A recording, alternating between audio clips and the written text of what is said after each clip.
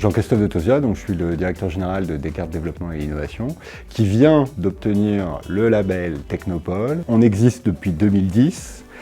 Nous avons été labellisés Pôle d'excellence en 2012. En 2015, on a créé un Fab Lab. Et en 2019, ce qui était une agence de développement économique, le Fab Lab et l'incubateur, qui avait été créé en même temps que l'agence de développement, ont été fusionnés. Et puis donc 2021-22, on a candidaté sur ce label Technopole.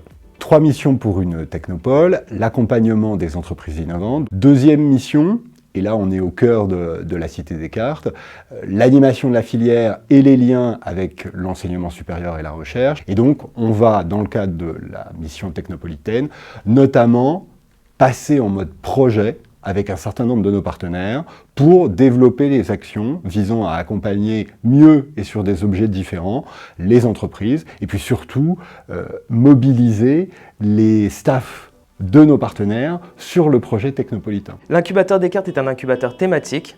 Les 3 thématiques d'intérêt de l'incubateur sont les green tech et tout ce qui touche à la ville durable, la santé et la société, et les nouveaux services du numérique. On a 3 manières de sourcer les startups à l'incubateur.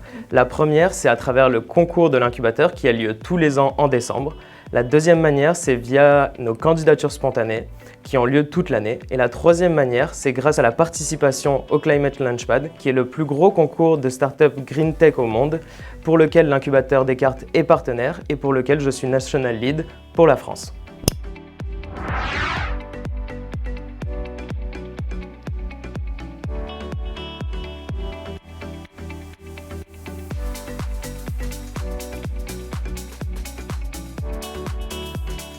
Mon travail au quotidien, c'est d'accueillir en fait les gens qui viennent fréquenter le Fab Lab, donc à la fois des adhérents particuliers, mais aussi des membres des startups qui sont incubés et aussi des entrepreneurs, des étudiants. Alors les startups qui sont incubées ici ont un accès gratuit au Fab Lab, et donc nous on les aide à la fois à utiliser les machines, à concevoir les fichiers et puis aussi à fabriquer leurs prototypes éventuellement. Depuis la création du Fab Lab, on a dépassé récemment là, les 800 adhérents.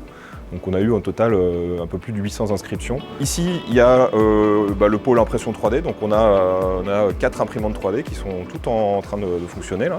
De ce côté-là, on a d'autres machines, donc il y a une partie électronique avec tout l'équipement qu'il faut pour pouvoir faire de la soudure, tester les circuits et ainsi de suite.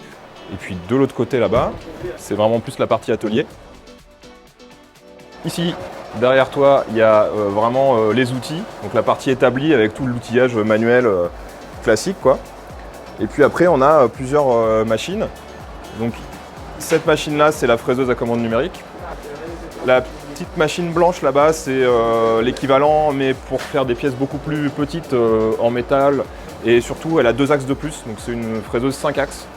Voilà, donc on va pouvoir faire des pièces un peu sous tous les angles.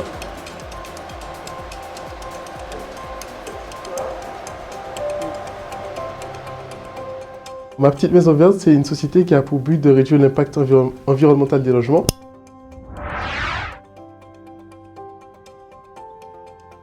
Et pour ce faire, on construit un nouveau type d'habitat.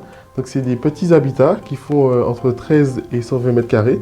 Et la particularité, c'est qu'on utilise de l'ossature au bois et de l'isolant en carton recyclé. Donc le carton recyclé, c'est un matériau innovant, breveté et français. Il est aussi résistant que le béton, il résiste à l'eau, au feu et au vent. Et il a la particularité d'être vecteur d'inclusion sociale parce qu'il est fabriqué par des travailleurs en situation de handicap. Donc on a l'ossature en bois, donc finalement c'est une maison en bois, hein, mais c'est l'isolant qui est en carton recyclé. Donc là on est sur l'ossature, ici on a le bardage extérieur, donc la maison elle apparaît comme ça, c'est ce qu'on voit réellement. Mais à l'intérieur on a le carton qui est recouvert de film plastique recyclé qui s'appelle Aquilux, qui le permet justement d'être résistant au feu, à l'eau et au vent. On fait plusieurs types de construction, donc on a de l'habitat, donc pour des particuliers, et on a également des locaux administratifs pour les professionnels. Ça va faire 1 an et 2-3 mois donc, que je suis incubé.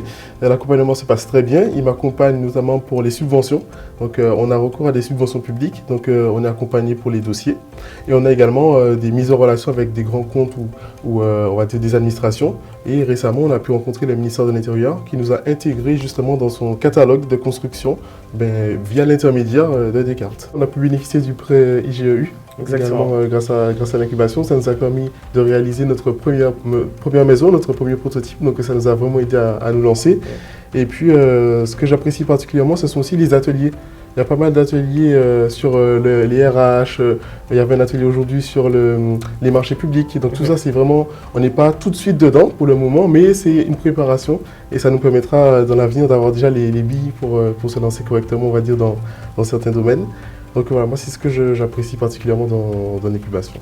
Bonjour, Philippe Marimoutou, jeune réunionnais venu en métropole par passion des travaux souterrains et des tunnels.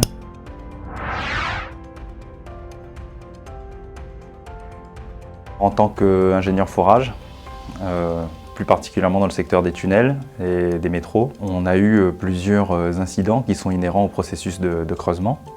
Et j'en suis venu au constat qu'en fait, toutes les machines de forage creusent à l'aveugle. Donc on produit des systèmes de vision, et comme on pourrait s'y attendre de la part de systèmes de vision, des systèmes de vision courte, moyenne et longue portée.